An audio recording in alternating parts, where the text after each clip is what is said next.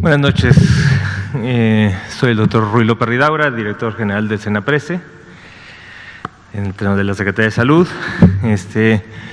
Y hoy, 23 de diciembre, miércoles 23 de diciembre, estamos aquí en Palacio Nacional, en la Ciudad de México, para presentar el curso de la epidemia por COVID-19, la enfermedad causada por el virus SARS-CoV-2.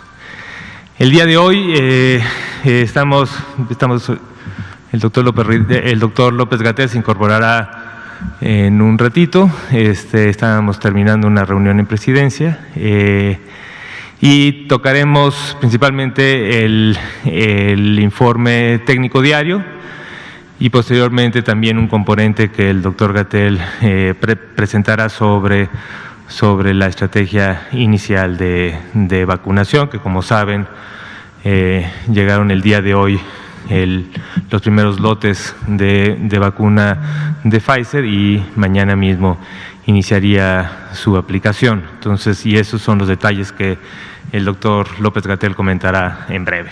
Entonces, yo voy a presentar el informe técnico, me voy a poner de pie para presentarlo, en lo que llega el doctor López-Gatell.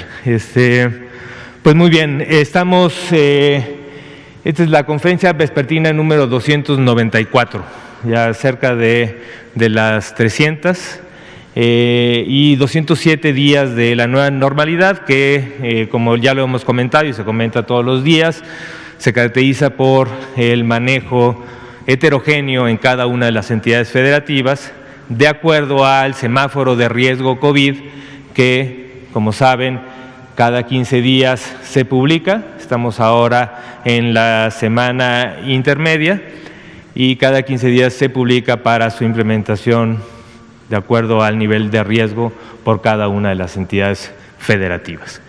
Todavía tenemos, como saben, estamos en un año que tenemos 53 semanas epidemiológicas. Actualmente estamos en la semana 52, esta semana terminará el día sábado y el día domingo 27 de diciembre empieza la última semana, la semana 53, la semana epidemiológica 53, que tiene estos 5 días. La siguiente, por favor. Entonces vamos a ver, les recordamos, esto es el semáforo que es vigente desde el 21 de diciembre al 3 de enero. Y como se publicó en su momento, es un mapa que en cada una de las entidades viene la categoría de riesgo, que en esta categorización tenemos 4 niveles de riesgo, empezando con el nivel de riesgo más bajo, pero también importante siempre decir que no es riesgo nulo. No es posible que estos estados que están actualmente en verde, como es Campeche y Chiapas, puedan presentar también algún dato de rebrote y puedan incrementar su riesgo, y por eso la necesidad de siempre estar alerta. Tal y como pasó con Veracruz, recuerden que en algún momento llegó a tener los parámetros para ser considerado en este nivel más bajo de riesgo, pero por los datos más recientes se incrementó su nivel de riesgo. Entonces, actualmente en este semáforo tenemos estas 2 entidades, tenemos 3 entidades que están en el riesgo de amarillo, que es un riesgo moderado, que son Sinaloa, Tamaulipas y Veracruz. Tenemos 24 entidades federativas que están en color naranja, que es el riesgo alto, y tenemos 3 entidades que son Baja California, Estado de México y Ciudad de México en el riesgo máximo, que es el rojo. La siguiente, de todos modos, y lo hemos reflejado en la secuencia de los mapas, dentro del grupo de entidades federativas que se encuentran en el riesgo alto, dado el rango amplio de valores que puede tomar esta categoría de riesgo alto, se nos hace importante principalmente para tanto los medios de comunicación como para la población en general, que identifiquen cuál de estas entidades están en un nivel de alerta que pudiera estar acercándose al riesgo máximo, que es el riesgo rojo. Y son estas entidades: Sonora, Zacatecas, Guanajuato, Querétaro, Aguascalientes e Hidalgo, ¿no? Son entidades que en la evaluación que se hizo en el último semáforo están catalogadas como de este riesgo alto, naranja, pero muy cerca o cerca del rango del puntaje necesario para estar en la categoría del riesgo máximo rojo. Aún así, y me gustaría de una vez expresar, creo que también, y se publicó y hoy fue anunciado, el estado de Morelos, que estaba o está en un riesgo epidemiológico alto, anaranjado, y ni siquiera en este grupo de entidades federativas que están cerca del rojo, dada la evaluación estatal que hicieron, pues han decidido pasar al riesgo máximo, al riesgo de rojo, y creemos, lo hemos consultado, hubo una serie de intercambios con los grupos técnicos dentro de la entidad federativa de Morelos, y consideramos que la precaución, la necesidad de unirse también a una acción mucho más homogénea en la megalópolis, ¿no? Dada el gran movimiento que especialmente en estos días también puede haber entre la Ciudad de México y Morelos.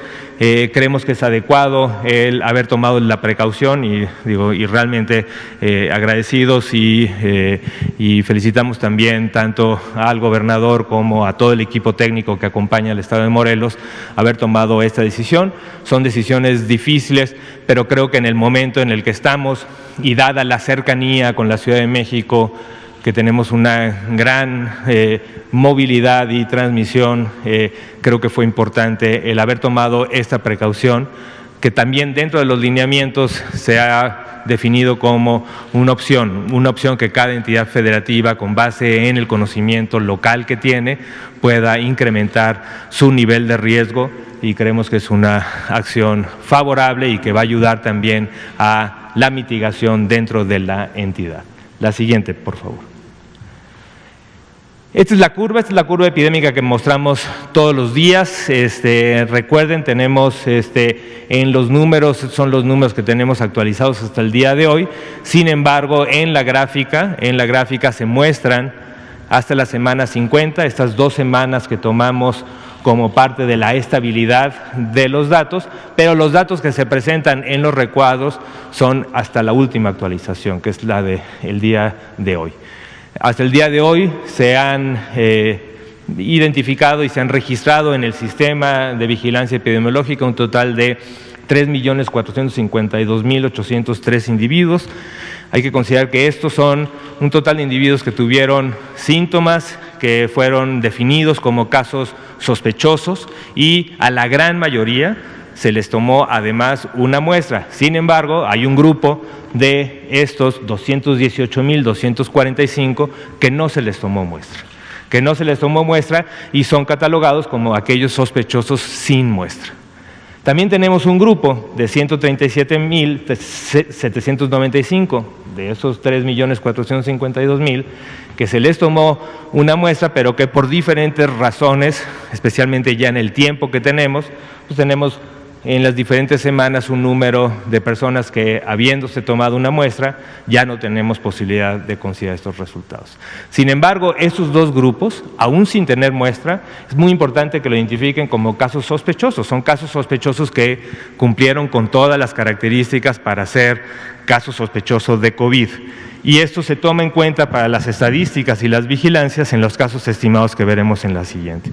Pero desde el punto de vista individual, es muy importante también para la población la importancia de identificar que el caso sospechoso, antes de el resultado positivo o antes de tener una prueba o aún sin tener prueba, la definición de caso sospechoso hay que asumir, dado la transmisión que tenemos, hay que asumir que son cuadros de COVID, ¿no? Y por eso todas las precauciones, la vigilancia que se tiene que hacer a estos casos sospechosos es independiente de los resultados, ¿no?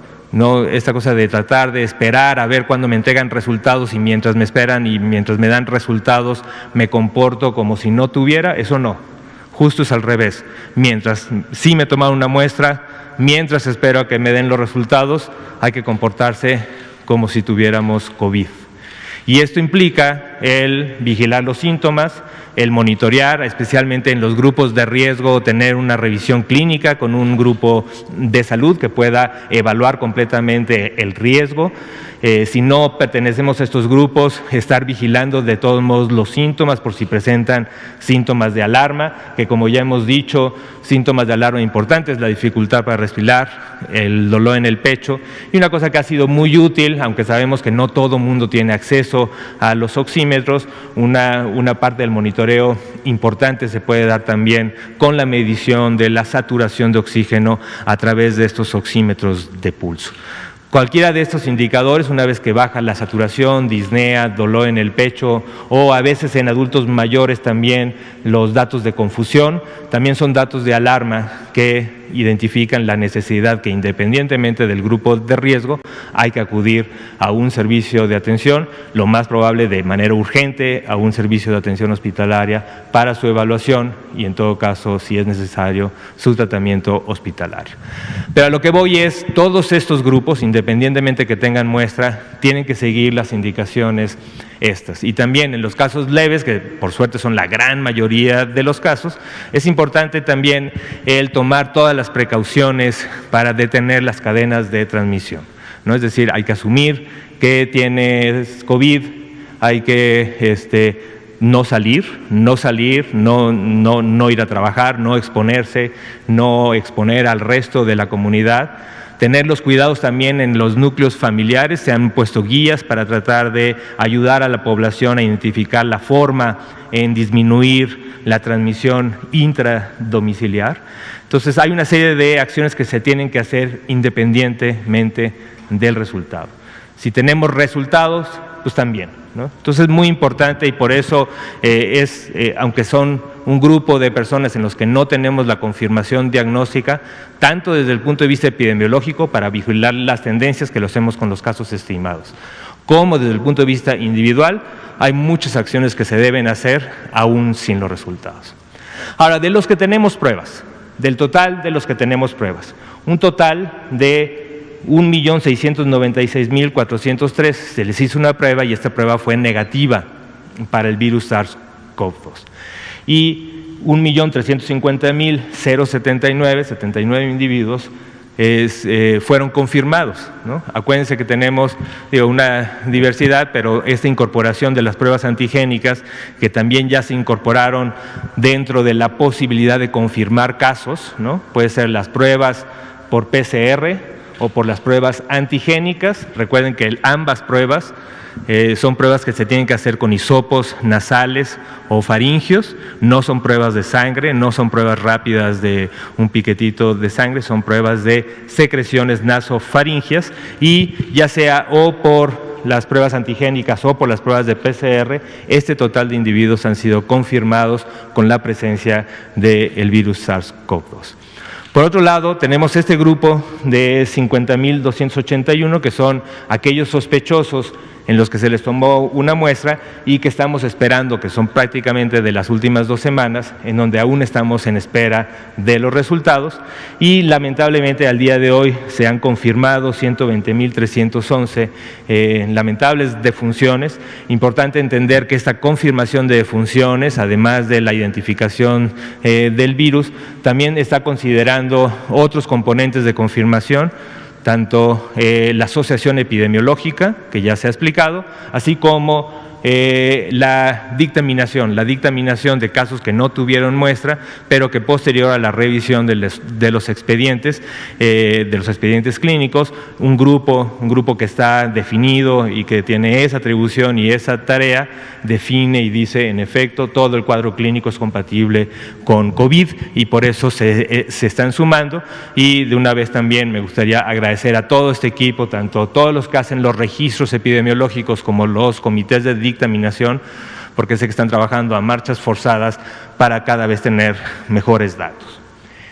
Lo que es importante para ver la tendencia en las curvas, recuerden que cada cada barra es una semana, llegamos hasta la semana 50 y en cada barra tenemos dividido los colores de acuerdo a el grupo de confirmados, los grupos que ya no vamos a tener resultados, ya sea porque no se tomó muestra o porque se tomó muestra pero no se pudo analizar, y la barra verde, que son todos los negativos. Si vemos el total de la barra, pues vemos cómo ha habido un repunte, un rebrote, en donde hemos tenido un cambio de la tendencia que veníamos presentando, entonces ya desde el total de las barras, pero en los casos confirmados es, digamos, un dato mucho más cercano a lo que es la transmisión viral.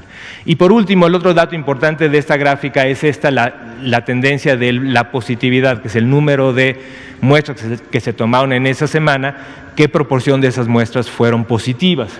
Actualmente en la semana 50 tenemos este 40% de positividad. La siguiente, por favor.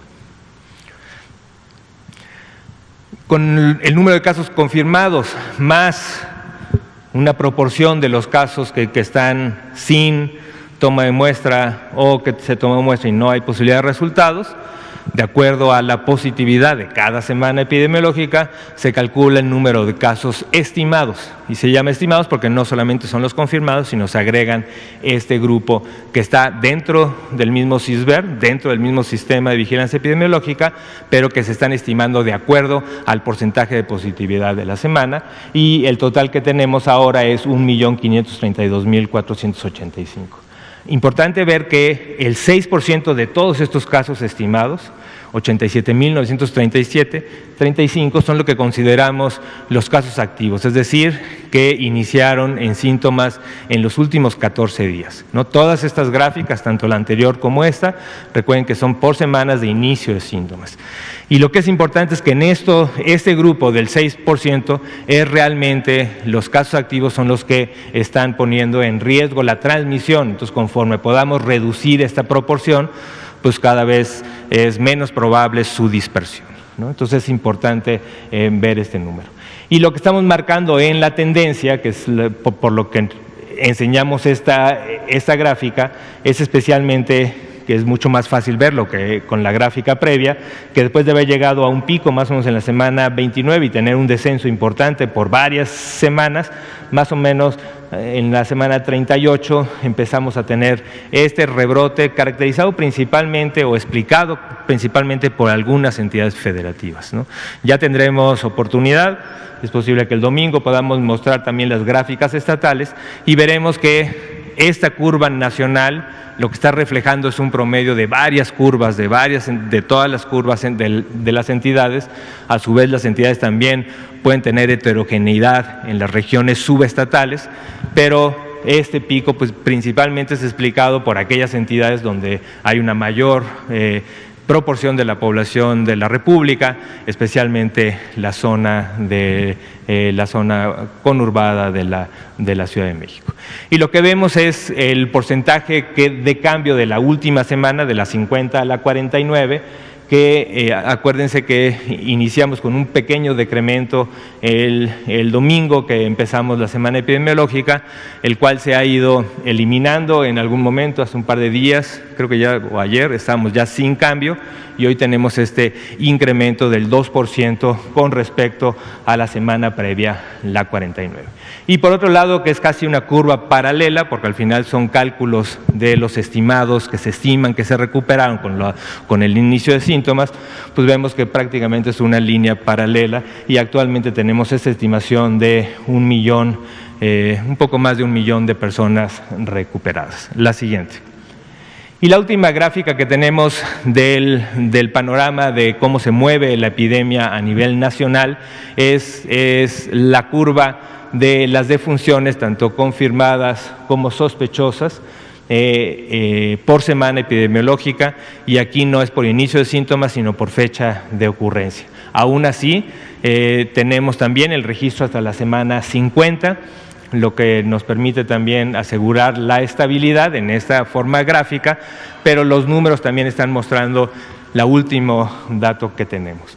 Entonces ya habíamos hablado de las defunciones confirmadas, tenemos un grupo de 827 defunciones que aún estamos esperando resultados y 11.461 defunciones sin muestra y casi 5.000 defunciones sin posibilidad de resultado. Lo que es importante en esta gráfica también es ver esta tendencia que después de un descenso importante de varias semanas, de más de 10 semanas, a partir de la semana 41 hemos tenido un incremento que afortunadamente no es a la velocidad que vemos en el incremento que enseñé en las gráficas previas, que es el número de casos nuevos o casos sospechosos que se van incrementando semana con semana. Esta tiene una pendiente menos intensa, la velocidad es menos intensa, pero sí hay un incremento constante semana con semana y en la última semana de la 49 a la 50 es un incremento también del 2%.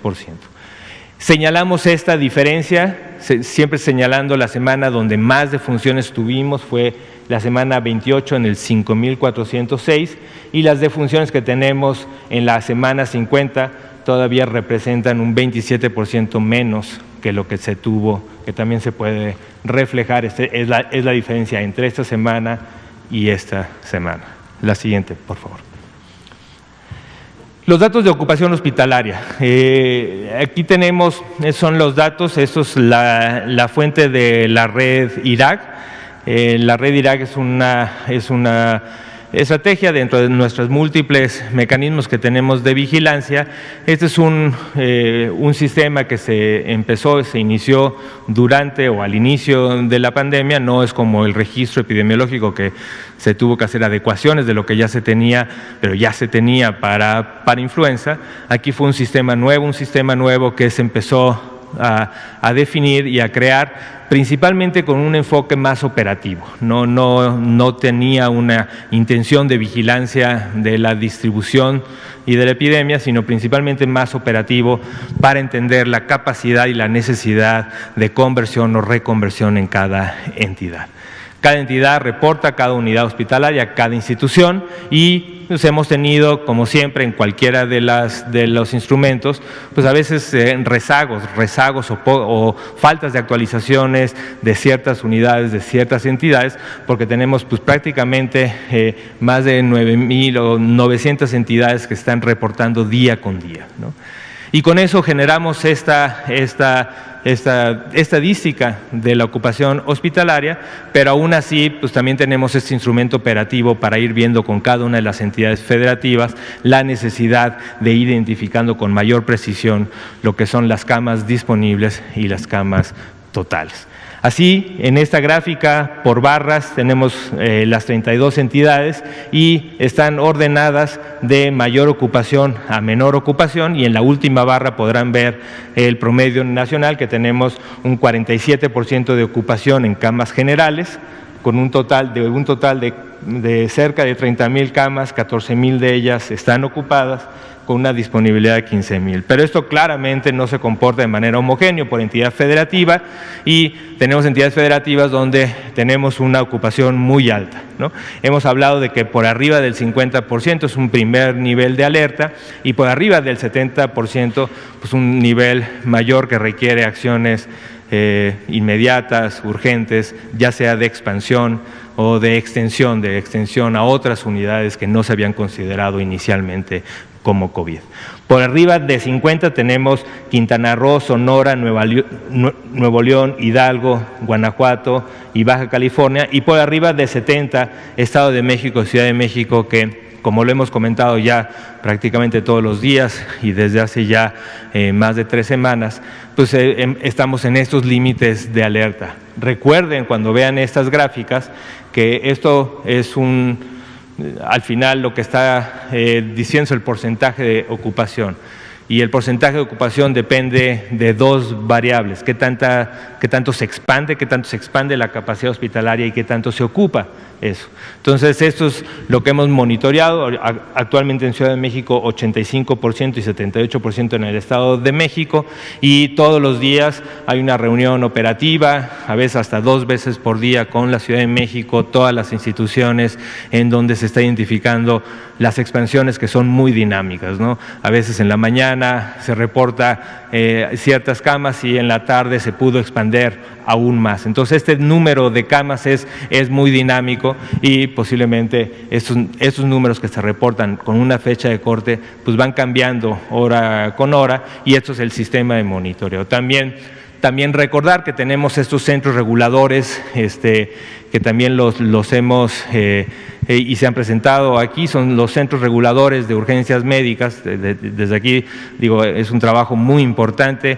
El 911 en general, en toda la República, tiene esta conexión con estos centros reguladores o unidades que tal vez no son todavía un centro regulador totalmente establecido, pero que actualmente están funcionando como centros reguladores.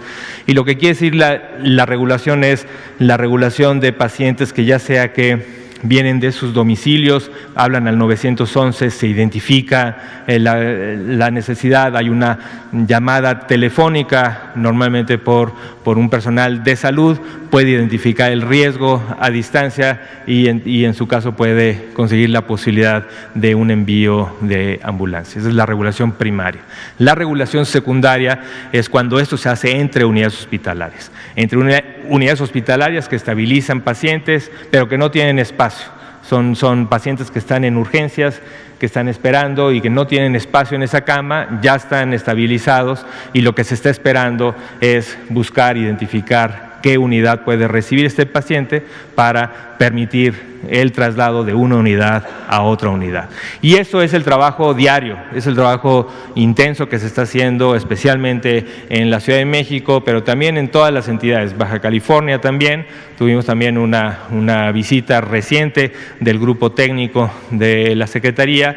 Visitamos Tijuana, identificamos ahí, también vimos la gran capacidad que tenían de la regulación y las expectativas de una expansión de capacidad en la ciudad de Tijuana y en Mexicali, que también recientemente, como se comentó, también tuvimos la necesidad de movilizar uno de los hospitales móviles que tenemos, que son parte de la Secretaría de Salud Federal que teníamos en Ciudad Juárez, que se pasó a Mexicali, y también otro que teníamos en Chihuahua. Dado que Chihuahua como estado ya venía descendiendo, pudimos también mover estos hospitales móviles a donde más son necesarios. Uno se fue a Tijuana y otro se vino acá al autódromo con el IMSS para incrementar la capacidad que tiene el IMSS en el autódromo en más camas, tanto para pacientes críticos como para pacientes no críticos. Esto es la ocupación para camas de hospitalización general. En la siguiente vamos a ver el mismo esquema, pero para paciente crítico. Y recuerden que cuando hablamos de paciente crítico, estamos hablando de las camas que, además de tener un ventilador, tienen que tener, o sea, si un hospital nos reporta que tiene una cama disponible para paciente crítico, eso quiere decir que tiene el espacio físico, tiene el equipo necesario, especialmente tiene un ventilador mecánico, tiene un monitor y tiene el personal que pueda hacerse cargo de ese paciente crítico, ¿no? Tienen los insumos para poderse hacer cargo de ese paciente crítico. Entonces, también cuando hablamos de expansiones, tomen en cuenta que es un esfuerzo no solamente de incrementar el espacio físico, sino también incrementar pues, el personal, incrementar a veces la movilización de equipos y de ventiladores, ¿no? Y aquí pues, el reconocimiento también a los esfuerzos que están haciendo todas las instituciones. El IMSS también presentó el día de ayer en el Pulso de la Salud, presentó la estrategia esta que le llamó la estrategia Chapultepec. Es una estrategia muy importante que está ayudando mucho a la Ciudad de México. También sé que están trasladando personal de salud a Tijuana, y lo que hicieron fue el poder contar con médicos de diferentes especialidades, médicos generales, enfermeras, enfermeros, que voluntariamente están llegando a la Ciudad de México para poder apoyar a las unidades del IMSS, donde también tenemos personal agotado, personal que requiere sustitución, y también para incrementar su capacidad en el autódromo y otras unidades hospitalarias que han designado. Pero no solo el IMSS, también el INSABI, también nosotros presentamos, y se ha mencionado también las brigadas que ha organizado también INSABI a partir de los servicios estatales de salud, y un agradecimiento. Hemos recibido brigadas de Campeche, de Chiapas, de San Luis Potosí, de otros estados también hemos recibido, en donde de manera también voluntaria han venido personal de allá, se contrata para estar aquí en la Ciudad de México, y se están expandiendo también los contratos que se tenían para poder contar, al menos para los próximos 3 meses, con esta capacidad de médicos, médicas, enfermeras, enfermeros y de todo el equipo de salud que permita realmente contar con esta expansión. No solamente es la cama, mucho movimiento de personal, mucho también movimiento de equipo. Entonces, en las camas, el promedio tenemos un total actual en la red IRAC registrado de 10.301 camas para pacientes críticos, de las cuales a nivel nacional están ocupadas el 41%, pero al igual que las camas generales tenemos una importante heterogeneidad, y los estados que están teniendo por arriba del 70%, Ciudad de México con un 80% de ocupación, 20% de disponibilidad, Baja California, especialmente en la zona de Tijuana, aunque también ahora también Mexicali, con un 77% de ocupación, y después hay 2 estados que tienen entre 70 y 50, que son Nuevo León, Estado de México, y después ya varios estados que están, la mayoría, con una ocupación menor al 50%. La siguiente, por favor.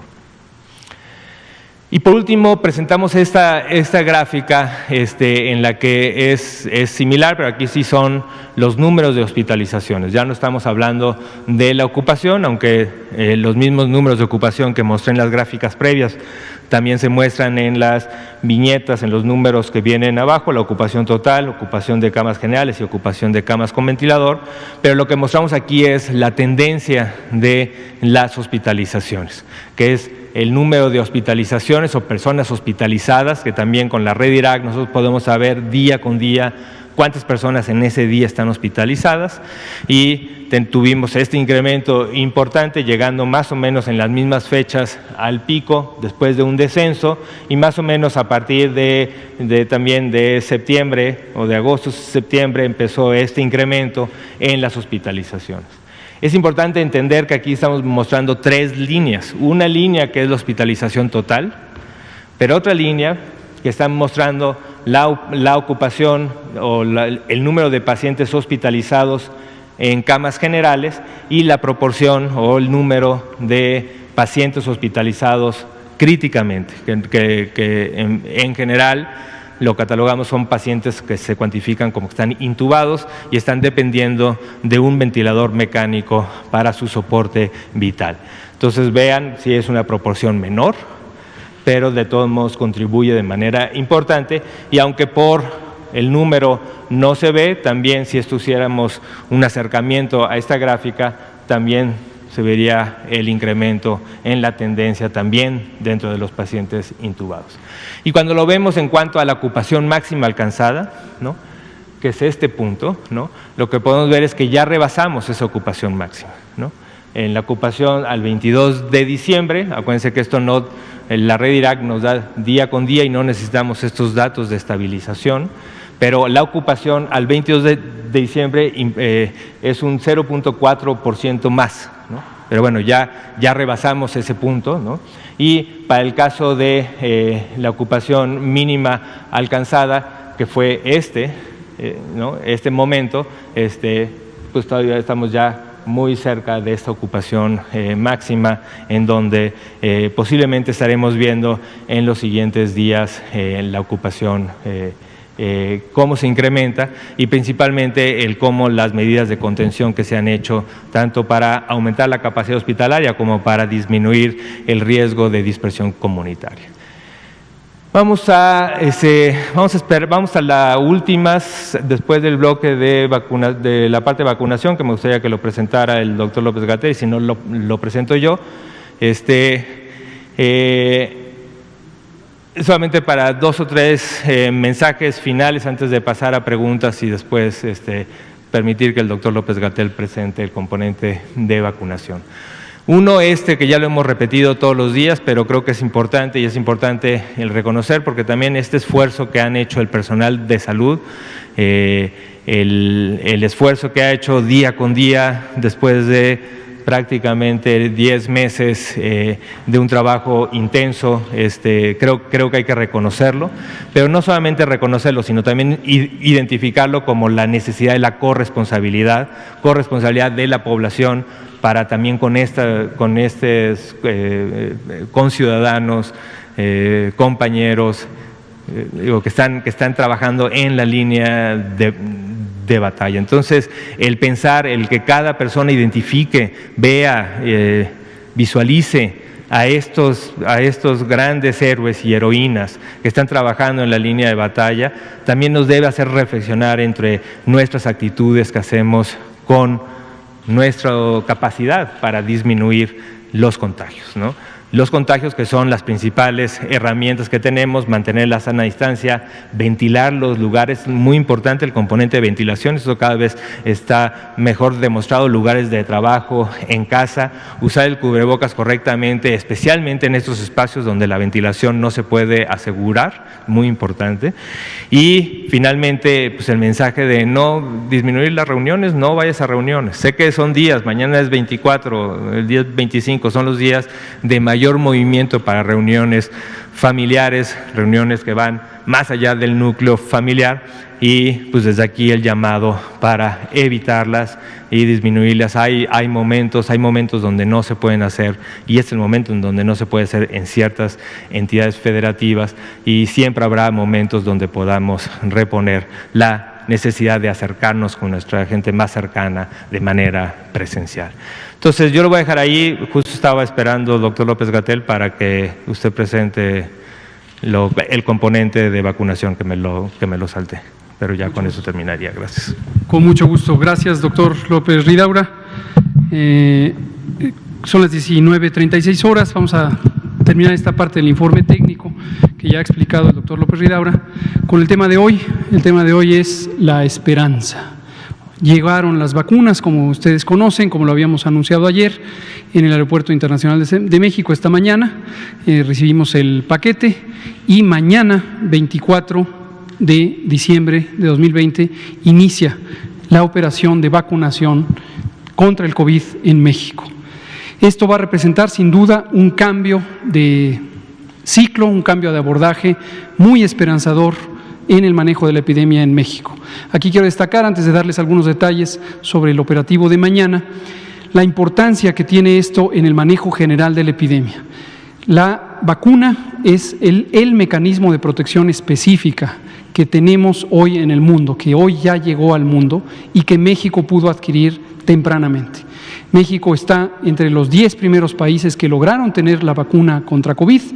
Es el cuarto país en haberle dado un registro de autorización de uso de emergencia a una vacuna, y es el primer país de América Latina que tiene la vacuna COVID. Ya llegó y ya se empieza a poner inmediatamente mañana.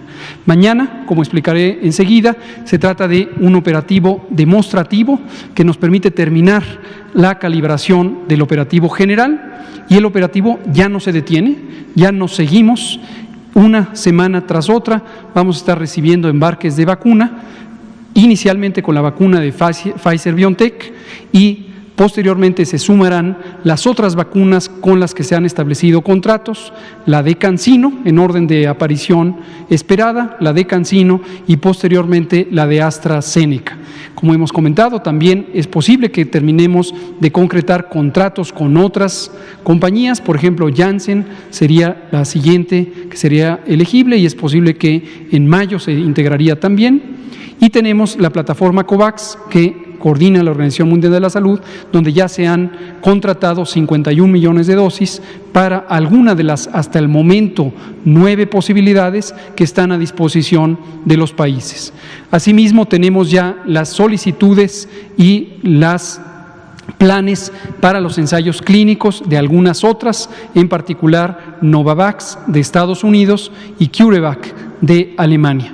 Estas solicitudes han sido apropiadamente presentadas a COFEPRIS, son protocolos de investigación de fase 3 bien documentadas y la COFEPRIS está ya en el proceso de evaluación. Se evaluaron ya y próximamente se darán los dictámenes.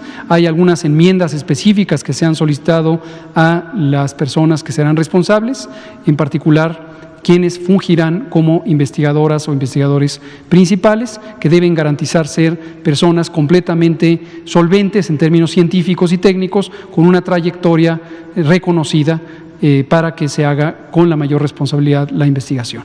Pero en suma, es un momento nuevo, es un momento de esperanza. La esperanza llegó por aire, como llega también el virus SARS-CoV-2, y hoy tenemos un cambio de perspectiva para México en el manejo de la epidemia.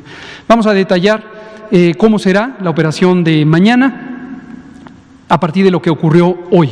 Hoy llegó en las horas de la mañana al Aeropuerto Internacional de Ciudad de México el embarque de las vacunas. Fueron trasladadas de acuerdo a lo que se ensayó la semana pasada, sin contratiempo alguno, a el 18º Batallón de Infantería, que está en el Heroico Colegio Militar. Posteriormente serán trasladadas, más bien ya fueron trasladadas al Instituto Nacional de Cancerología. Ahí está apostado, como pudieron documentar algunos medios, una patrulla militar que resguardará durante toda la noche las vacunas. La siguiente, por favor. Mañana, bueno, esto ocurrió desde hoy en el Heroico Colegio Militar. El personal calificado de COFEPRIS, de la Comisión de Operación Sanitaria, realizó la verificación de documentación, cantidad y condiciones de la cadena de frío. En todo momento han sido monitoreadas las vacunas. Pfizer ha dispuesto en el propio empaque, empaque especial de aislamiento eficiente que permite un estado de ultracongelación que se conserva con base en el uso de hielo seco, y tiene un chip de monitoreo continuo. Monitorea la geolocalización del paquete y también la temperatura en forma continua, que debe estar en temperatura de ultracongelación. Hay un espacio designado en el Instituto Nacional de Cancerología exclusivamente para usar estas vacunas. Ahí han sido alojadas en estos ultracongeladores y ese espacio está custodiado por las Fuerzas Armadas. La siguiente. ¿Qué ocurrirá mañana? Mañana, muy temprano, personal especializado también a cargo del operativo y custodiado por las Fuerzas Armadas recogerá el paquete en el Instituto Nacional de Cancerología. En el traslado se realizará el primer componente del descongelamiento para arribar al Hospital General de México Eduardo Lisiaga. Su directora general, la doctora Guadalupe Guerrero, ha sido muy auspiciosa en facilitar todas las condiciones favorables para el operativo. En este operativo, que se proyectará aquí mismo en la conferencia matutina del señor presidente en vivo, y allá estaremos la jefa de gobierno de la Ciudad de México, la doctora Claudia Sheinbaum, y un servidor. Aquí estará el doctor Alcocer, los comandantes militares, los secretarios de Sedena y de Marina, y también el canciller Marcelo Ebrard acompañando al presidente. Hay otras 2 unidades donde, si me pasan la siguiente por favor, donde se realizará lo siguiente. Enseguida comento cuáles son las otras 2 unidades. Ya el proceso ha sido también ensayado, cronometrado y regulado de acuerdo a estándares de servicio que incluyen la información a las personas que recibirán la vacuna, su observación durante el tiempo perentorio para estar seguros que no tengan una reacción inmediata por la inyección, por el estrés o cualquier otra condición. Arribarán, se hará un acceso al sistema de información, una confirmación, o sea, hay un proceso de triage en el que importa en especial que las personas a ser vacunadas estén en buenas condiciones de salud. No se puede vacunar a una persona que tuviera síntomas o una persona en la que se sospechara que existe una experiencia reciente de alto grado de probabilidad de contagio, por razones obvias que son estándares en los procesos de vacunación. si esta fuera la condición de alguna de las personas que se presentarán a vacunarse, se tendrá que diferir su vacunación. Es posible que ocurra en al menos un caso, puede haber más, de personas que estén enlistadas para vacunarse, pero por estas condiciones de salud no sean vacunadas. Esto lo advierto para evitar cualquier tipo de especulación si alguna persona sintiera frustración de que no puede ser vacunada el día de mañana. Desde luego, queda garantizada su acceso a la vacuna con los siguientes embarques que en su momento ocurran. Se registra y hay cada una de estas llamadas células de vacunación. Está el personal que operará. Tenemos capturista, la persona que orientará en los detalles de la vacuna, y habrá 50 personas asistiendo. Posteriormente, el proceso físico de la vacunación, hay un capturista que registra y 2 profesionales de la salud, particularmente de enfermería, que se encargan de cuidar al paciente, o en este caso al sujeto, y vacunarlo. Hay un periodo de observación también a cargo de personal de enfermería y un equipo de apoyo logístico, y esta observación permite que en el momento que egresan de la unidad de vacunación, egresen en perfectas condiciones. Salen de ahí y permanecen, desde luego, a partir de los datos que han dejado registrados, en vigilancia durante varios días. Habrá 10 módulos de vacunación en cada uno de los sitios que han sido seleccionados. La siguiente. En el proceso participará personal de salud de las unidades COVID. Este es el personal, como presentamos el pasado día 8, el personal del primer grupo de prioridad, es personal de salud que atiende en las unidades COVID. Hay casi 1,000 hospitales COVID, 1,000 unidades designadas, son perfectamente conocidas, son las que informamos periódicamente sobre su ocupación. El personal ha sido identificado a partir de un registro de las propias instituciones, y quiero destacar que se trata de personal de distintas ramas de salud que enseguida enlistaré. Mañana se vacunarán casi 3,000 personas de este grupo de personal de salud, y corresponde a las instituciones del sector salud, Secretaría de Salud, tanto la federal como los servicios estatales en los sitios donde se vacunará mañana, el ISSSTE, el IMSS, Servicios Médicos de Pemex, Secretaría de Marina y Secretaría de la Defensa Nacional. La siguiente. Aquí están los distintos grupos de categoría laboral del personal de salud, y esto quiero destacarlo para aquellas personas que pudieran haber pensado que se trata solo de médicas y enfermeros, médicos y enfermeras. No, no es así. Desde luego es el personal que está incluido, pero todas estas categorías de laborales de personal que participa en los operativos COVID. Incluye, esto es de destacar, pasantes, residentes, personal de confianza, base, eventuales, según sea el caso. El criterio básico es cercanía al COVID, cercanía en el trabajo en unidades COVID. Todo este personal. La siguiente. Mañana las sedes serán el Hospital General de México, Dr. Eduardo Lisiaga, y 2 sedes militares que seleccionamos de acuerdo a múltiples criterios que incluye la realidad epidemiológica, la tendencia de la ocurrencia y la proximidad y densidad de las unidades COVID. Seleccionamos a Toluca, en el Estado de México, y Querétaro. Habrá 2 unidades militares en las que ocurrirá esa vacunación en esas entidades federativas. La siguiente. Y ya, finalmente quiero comentar, hemos estado trabajando más allá, desde luego, de la vacunación de mañana o del arranque y el proceso de vacunación. Una inquietud repetida que ha habido en la sociedad y en los medios de comunicación es respecto a la red de ultracongelación. Llevamos varias semanas trabajando con la Secretaría de Educación Pública, en particular con la Subsecretaría de Educación Superior, su titular, el doctor Luciano Concheiro Borges, nos ha ayudado a establecer el contacto con la Asociación de Universidades e Instituciones de Educación Superior, y con ellos hemos estado haciendo un inventario de capacidades instaladas en ultracongelación. Es sumamente alentador reconocer no solamente la capacidad instalada, sino la solidaridad de las instituciones de educación superior, particularmente públicas, también se incluirá privadas, que han dicho voluntariamente: tengo capacidad para ofrecerle al país. No se trata de una donación, se trata de un préstamo temporal, pero esta red de ultracongelación, hasta el momento tenemos 165 ultracongeladores, se están evaluando ya otras más a partir de la NUYES, y esto nos permitirá expandir esta capacidad. Agradecemos también al titular de ANUYES, el maestro Jaime Valls, quien está muy activo también ayudándonos a coordinar esto. Y otro elemento que será relevante también cuando el operativo de vacunación se amplíe para incluir ya no solo al personal de salud, sino a los distintos grupos de priorización, empezando por las edades, adultos mayores hacia abajo en orden de cronológico, y también a las personas con comorbilidades y a cierto personal que por su ocupación podrá ser identificado y de una manera más expedita vacunado, que también tiene riesgo importante de exposición, como el personal educativo, los propios mentores, mentoras, el personal administrativo y en general las comunidades escolares.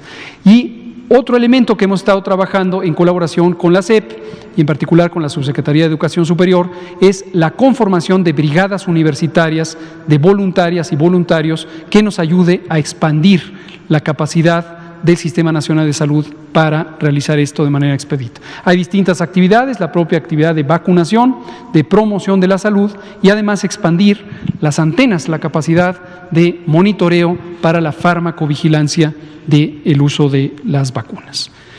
Vamos entonces a abrir a preguntas y comentarios. Vamos a empezar con Damián Duarte, Natalia Vitela, usted, y nos vamos. Quedan 10 minutos, pero vamos a tratar de aprovecharlos. Gracias, doctor López-Gatell. Damián Duarte, del canal de YouTube y Sonora Power, Lobos FM, Política y Rock and Roll Radio de Sonora. Doctor, la pregunta en particular tiene que ver con la inquietud. Recientemente, hace unas 3 semanas, se lo planteaba en términos de que hay infodemia respecto al efecto que pueda causar la vacuna, sobre todo en poblaciones sensibles, e incluso ya se maneja esto de que quienes tienen alergia no se vacunen, etcétera. Entonces hay una serie de situaciones de miedo entre la población adulta de más de 80 años, entre ciertos segmentos de la población que padece de diabetes, hipertensión, etcétera. Entonces, ¿cuál sería la respuesta que diera el gobierno oficialmente al respecto de estas inquietudes? Y la otra es, yo sé que ya explicaron la estrategia, y que estas 3,000 primeras vacunas pues son para calibrar el sistema de enfriamiento y cómo está la estrategia. Ahora, sin embargo, persiste un dejo de burla al respecto de que son muy poquitas, que al final de cuentas es una burla, que por qué hicieron un acto oficial, etcétera. Entonces me gustaría un comentario al respecto de esto. Sí, gracias, doctor. Con mucho gusto. Abordemos la segunda pregunta. Pienso que no hay que preocuparnos si alguien se burla de una estrategia de salud pública en un país o en un mundo que vive una pandemia, pues está ubicando en su grado de comprensión o su capacidad de entender un fenómeno como este y poder contribuir. No nos preocupemos de esto. Supongo que el resto de la sociedad ya identificará quién está participando, entendiendo y quién está introduciendo ruido, confusión con otro tipo de propósitos. Pero básicamente reiterar para aquellas personas que pudieran haber sido víctimas de la infodemia y tuvieran una percepción errónea de que solo son pocas vacunas, es el número de vacunas idéntico al de la población de México. Es decir, México tiene un poco más de 126 millones de habitantes y se usarán las dosis necesarias para vacunar a 126 millones de habitantes. Si no queda claro con esto la idea de cobertura universal, pues creo que hay que insistir, le pedimos a la sociedad, propaguen la información veraz, la información objetiva, que es el programa de vacunación contra COVID en México, es de cobertura universal. Todas las personas en México son candidatas a recibir la vacuna. La vacuna es voluntaria también. A nadie se le va a obligar a ser vacunado. Recomendamos ampliamente que todos se beneficien voluntariamente de este insumo, de este mecanismo de protección específica, pero será voluntaria. Asimismo, es gratuita. No habrá cobro alguno por la vacuna contra COVID. El gobierno la ha comprado con recursos de la nación y para las personas no tendrá costo alguno. Respecto a las posibles reacciones secundarias, también esperemos que la responsabilidad de la población y de los medios de comunicación sea la que impere. Si se empiezan a propagar rumores infundados o noticias distorsionadas, sobredimensionando algunas noticias que pudieran haber en otras partes del mundo sobre algunas reacciones secundarias, pues desde luego lo que se introduce es temor, se alimenta las fobias, el antivacunismo, las posturas en contra de la vacuna, que generalmente están cimentadas en ignorancia, en creencias no documentadas en su evidencia, ha causado un enorme daño a la humanidad. La Organización de Naciones Unidas, no solo la Mundial de la Salud, sino de Naciones Unidas, ha identificado entre las 20 amenazas de la humanidad la fobia o resistencia a las vacunas. Esto no de ahorita, no del COVID, sino de tiempo atrás. Respecto a qué tipo de tratamiento se le va a dar a quienes asistimos, por ejemplo, aquí a las ruedas de prensa con el presidente y con ustedes, si va a haber alguna idea de organizar una vacunación en específico o si también nos van a mandar a nuestros turnos por el área. Sí, los criterios de vacunación han sido definidos explícitamente. Si tuviéramos la inquietud, todo el mundo sabe en qué trabaja, dónde se ocupa, etcétera. Y todo el mundo estima, y es completamente legítimo, completamente respetable, que debe ser la primera persona en vacunarse si se autoidentifica en un grupo. Periodistas que acuden a la mañanera, legisladoras, legisladores, camioneros, camioneras, XYZ, trabajadores ley limpia, todo el mundo se autoidentifica en un grupo que dice soy prioritario. Son prioritarias 126 millones de personas en el país. Y hay que ordenarlas de acuerdo a un criterio técnico, científico, que es el que hemos venido trabajando por meses con el Grupo Técnico Asesor de Vacunación. Aquí ya hemos comentado extensamente quién conforma, qué credenciales científicas y técnicas, además de su integridad, tiene las personas que conforman este grupo. Muchas gracias. Natalia Vitela, Nuria Fernández y usted, Juan Carlos. Gracias, buenas noches, doctor. Yo le quiero preguntar, de estas 3,000 vacunas, ¿cómo se van a repartir mañana? ¿Cuántas llegarán al Hospital General y cuántas a las otras sedes? Gruesamente 1,000. Estoy redondeando. Cada caja tiene 975, entonces habrá 975 en el Hospital General, 975 en Querétaro, 975 en el Estado de México. Y también le quiero preguntar sobre este llamado que han hecho a la población de no hacer reuniones, sobre todo los días 24 y 31. ¿Qué va a pasar si la población no hace caso? ¿Cuándo vamos a ver este impacto? Generalmente 15 días después. El periodo de incubación del virus SARS-CoV-2, el periodo medio es 6 a 7 días y es el periodo de incubación, es el tiempo transcurrido entre que recibo el virus y empiezo a presentar los síntomas. Y generalmente a nivel poblacional, 2 periodos de incubación son ya manifiestos en la curva epidémica. Ya por último preguntarle, personal del INSABI, personal médico que ha sido despedido, se queja de que se les prometió, por ejemplo, ya darles bases o darles un bono COVID. También quería saber esto al respecto. Cómo no, hemos recibido algunos comentarios al respecto. Las condiciones contractuales son explícitas, cada quien que firmó un contrato conoce a qué se comprometió el gobierno, conoce a qué se comprometió la persona, entonces no debería haber confusión alguna, está escrito claramente. Muchas gracias. Nuria Fernández, por favor, nos quedan pocos minutos.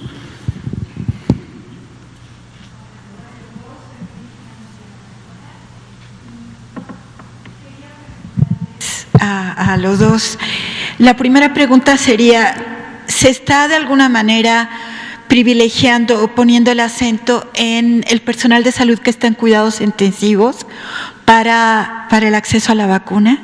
Esa sería la primera pregunta. Sí, la respondo de una vez. Sí. En general, el personal de salud tiene distintos riesgos de exposición que no tienen necesariamente relación directa con la condición de salud del paciente.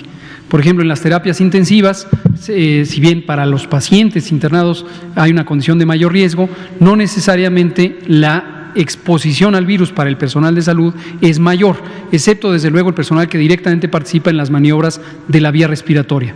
Pero cuando tenemos un periodo más largo de hospitalización, en promedio la duración del periodo infectante en las terapias intensivas es menor, paradójicamente, que las personas que están fuera de la terapia intensiva. Bien, gracias.